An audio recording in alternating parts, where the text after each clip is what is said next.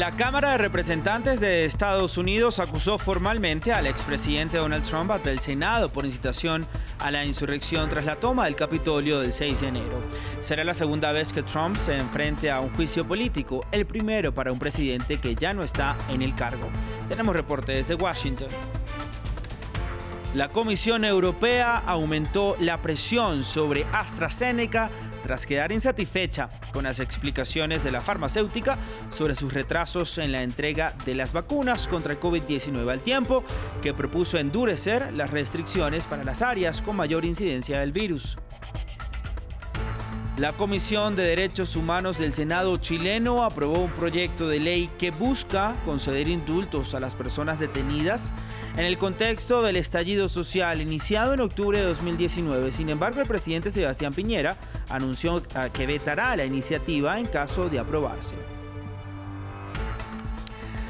Muy buen día, gracias por continuar con nosotros en France 24. Soy Raúl Blanco, un gusto saludarlos. Comenzamos este informativo en Estados Unidos, donde la Cámara de Representantes de mayoría demócrata entregó formalmente al Senado la acusación que pesa sobre el expresidente Donald Trump, incitación a la insurrección tras la toma del Capitolio por parte de sus seguidores el pasado 6 de enero y donde murieron 5 personas. Así inicia el segundo juicio político contra el republicano, que podría terminar con una inhabilitación de por vida que bloquee sus futuras aspiraciones presidenciales. Por su parte, el presidente Joe Biden no cree que haya suficientes votos para condenar a Trump. El informe es de Andrea Maya. El futuro político de Donald Trump está en manos del Senado. La Cámara de Representantes en el juicio entregó formalmente la acusación por escrito contra el exmandatario a los senadores. El único cargo del que se acusa al expresidente es incitar a la insurrección durante un discurso a sus seguidores el pasado 6 de enero, antes de que cientos de ellos asaltaran el Capitolio. Artículo 1. Incitación a la insurrección. La Constitución dispone que la Cámara de Representantes tendrá el poder exclusivo de acusación y el presidente será destituido de su cargo en caso de acusación y condena por traición, soborno u otros delitos graves y faltas. Además, la sección 3 de la 14ª enmienda de la Constitución prohíbe a cualquier persona que, abro comillas, participó en una insurrección o rebelión contra Estados Unidos de ocupar cualquier cargo en Estados Unidos, cierro comillas. En entrevista con la cadena de noticias CNN, el presidente Joe Biden aseguró que no cree que haya suficientes votos en el Senado para condenar al expresidente Trump en su segundo juicio político. Muchos aseguran que será muy difícil lograr que 17 senadores republicanos voten para condenar al magnate, el número necesario de votos si los 50 demócratas votan por una condena. Trump es el único presidente de Estados Unidos que ha sido acusado 2 veces por la Cámara de Representantes y se convertirá en el primero en enfrentar un juicio después de dejar el cargo. Se espera que el Senado inicie el juicio el próximo 9 de febrero en base al artículo presentado este lunes. Previamente conversamos con nuestro corresponsal en la capital estadounidense, Cristóbal Vázquez, quien nos comentó las consecuencias que traerá este juicio para Donald Trump y para la presidencia de Biden. Eso fue lo que nos dijo. Pues sin duda Donald Trump ya no puede ser destituido, así que esto se hace sobre todo para dejar un precedente y para evitar que en el futuro pueda aspirar a cargos públicos.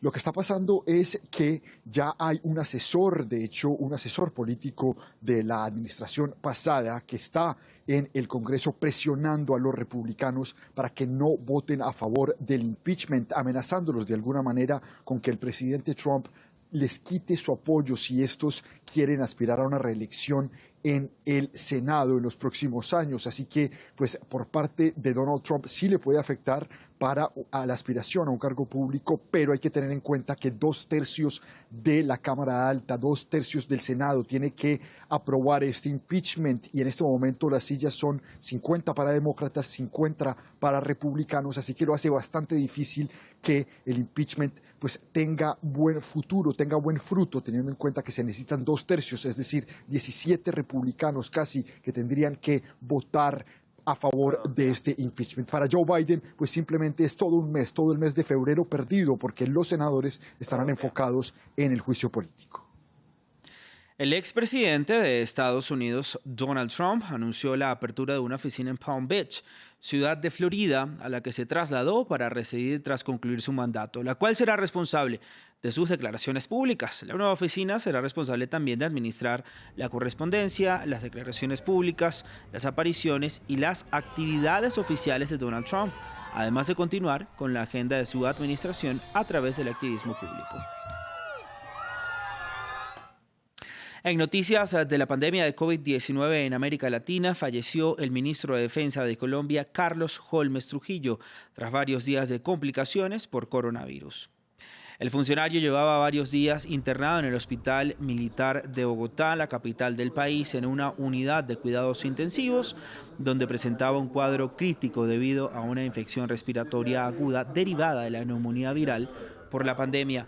La noticia de su muerte la confirmó, entre otras personas, su hermano José Renán Trujillo vía Twitter a las 3:30 de la madrugada de este 26 de enero. Todo está listo.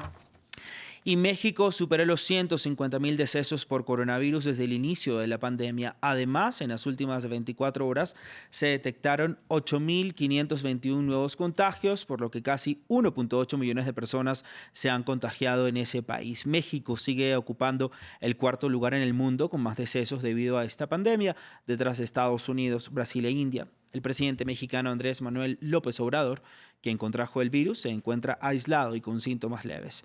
Veamos el informe de Natalia Plazas. Es uno más de los 1,7 millones de mexicanos contagiados. El presidente del país, Andrés Manuel López Obrador, dio positivo por coronavirus. El mandatario ha sido fuertemente criticado por la gestión que ha hecho de la pandemia de coronavirus en el país. Desde el inicio de la emergencia minimizó su impacto. Siento que no vamos a tener problemas mayores.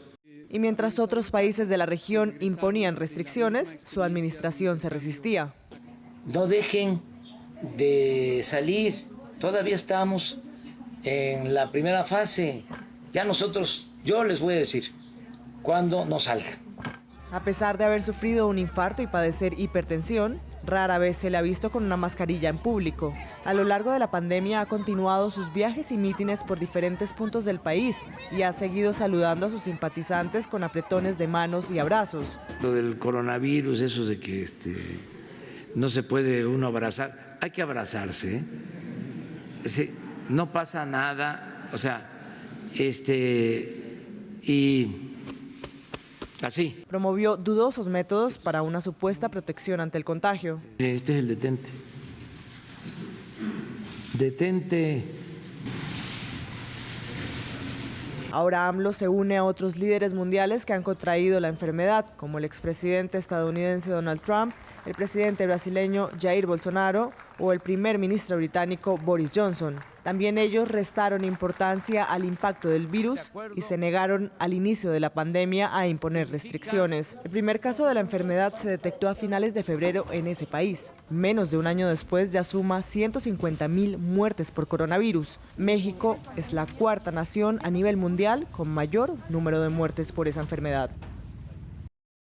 Los retrasos en las entregas de las vacunas COVID-19 anunciados por AstraZeneca son inaceptables.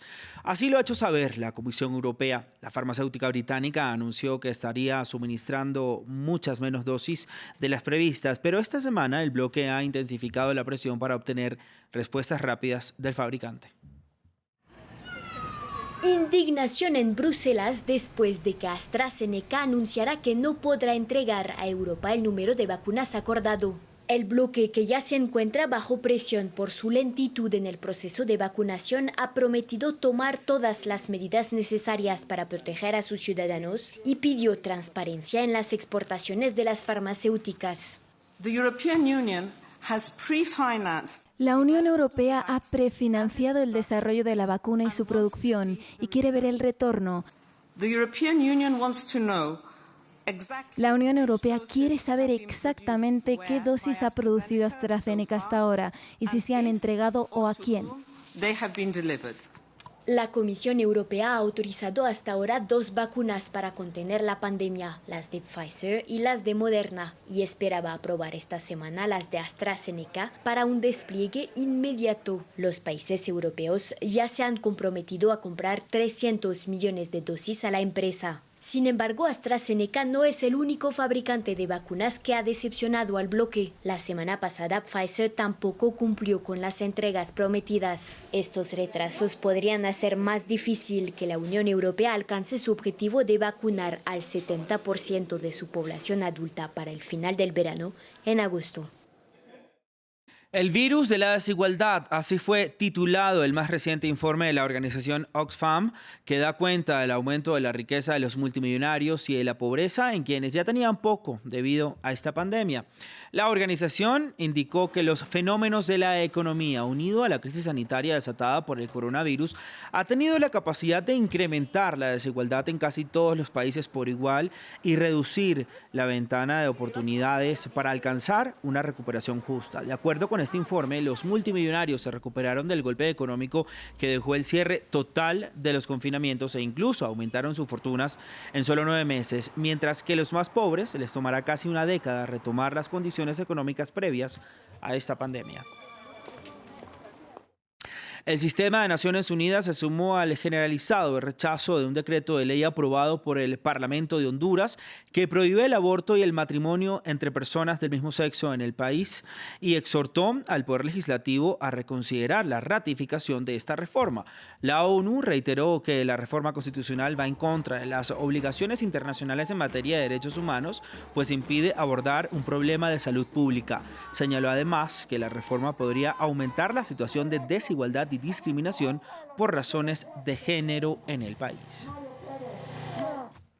En Chile, una comisión del Senado aprobó un proyecto de ley para indultar a los más de 5.000 detenidos durante la ola de protestas iniciada en octubre del año 2019. Sin embargo, el presidente Sebastián Piñera está dispuesto a vetar la iniciativa en caso de aprobarse.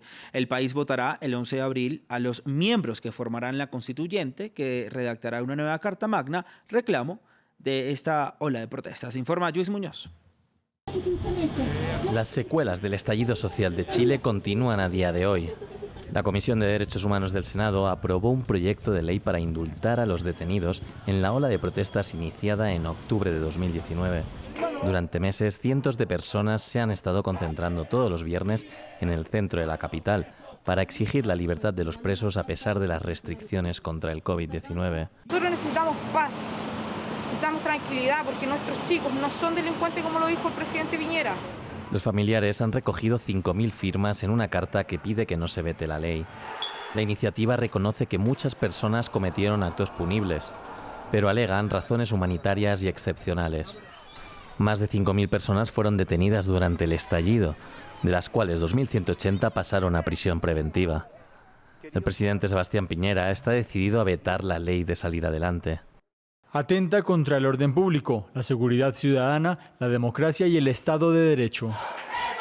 El 6 de octubre de 2019 subió el precio del pasaje del transporte público de Santiago. Fueron unos 4 centavos de dólar. Desde ese momento empezaron unas protestas que dejaron más de 30 muertos, centenares de mutilados oculares, miles de heridos, violaciones de los derechos humanos y detenidos. El estallido dio lugar a un referendo constitucional, que en octubre de 2020 fue aprobado por la ciudadanía.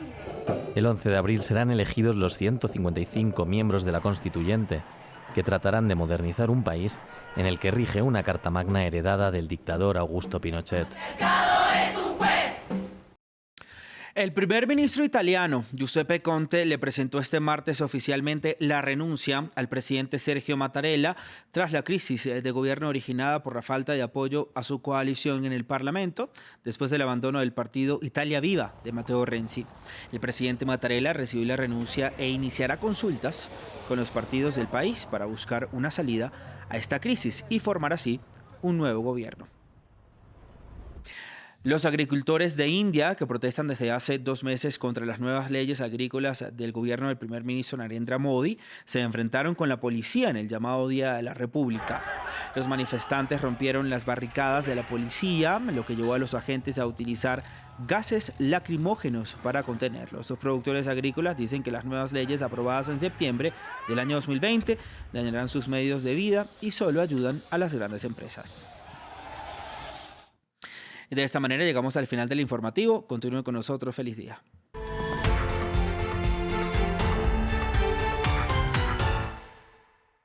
France 24